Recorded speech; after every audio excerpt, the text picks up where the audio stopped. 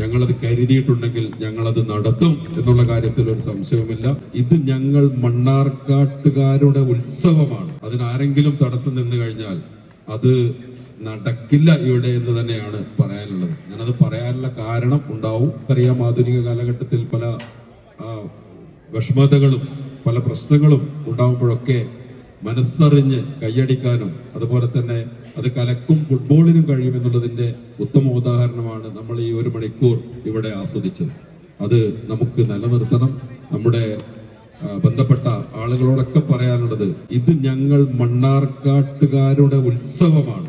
അതിൽ വേറെ പ്രയാസങ്ങൾ ഉണ്ടാക്കിക്കൊണ്ട് അതിനാരെങ്കിലും തടസ്സം നിന്ന് കഴിഞ്ഞാൽ അത് നടക്കില്ല ഇവിടെ എന്ന് തന്നെയാണ് പറയാനുള്ളത്. ഞാനത് പറയാനുള്ള കാരണം ഉണ്ടാവും. എന്തായാലും ഞങ്ങളെ സംബന്ധിച്ചിടത്തോളം ഞങ്ങൾ ഇത്തരം കാര്യങ്ങളിലേക്ക് ഒരുങ്ങി പുറപ്പെട്ടു കഴിഞ്ഞാൽ ഞങ്ങളത് കരുതിയിട്ടുണ്ടെങ്കിൽ ഞങ്ങളത് നടത്തും എന്നുള്ള കാര്യത്തിൽ ഒരു സംശയവുമില്ല. അത് തന്നെയാണ് ഇവിടെ നടക്കാൻ പോകുന്നത്. ഞങ്ങളെ സംബന്ധിച്ചിടത്തോളം ഇത് വലിയ സന്തോഷത്തോടും അഭിമാനത്തോടു കൂടിയാണ്. ഇവിടെ പല പ്രസംഗരും ഒക്കെ സൂചിപ്പിച്ചതുപോലെ ഇതിൽ നിന്ന് കിട്ടുന്ന വരുമാനം മുഴുവനായും കാരുണ്യ പ്രവർത്തനങ്ങൾക്ക് വേണ്ടി ചെലവഴിക്കുന്നു എന്നുള്ളത് തന്നെയാണ് ഇതിന്റെ വിജയം.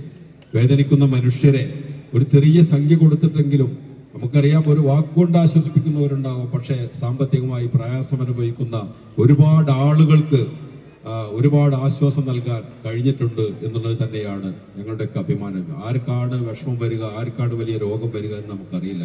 പക്ഷെ എനിക്ക് എൻ്റെ പ്രിയപ്പെട്ട ഈ ഗാലറിയിൽ ഇരിക്കുന്ന സുഹൃത്തുക്കളോട് പറയാനുള്ളത്, നിങ്ങൾ വന്ന് ടിക്കറ്റ് എടുത്ത് കളി കാണുമ്പോൾ തന്നെ ഒരു 50 രൂപയോ ഒരു 100 രൂപയോ നിങ്ങളുടെ പോക്കറ്റിലിട്ട് വരണം.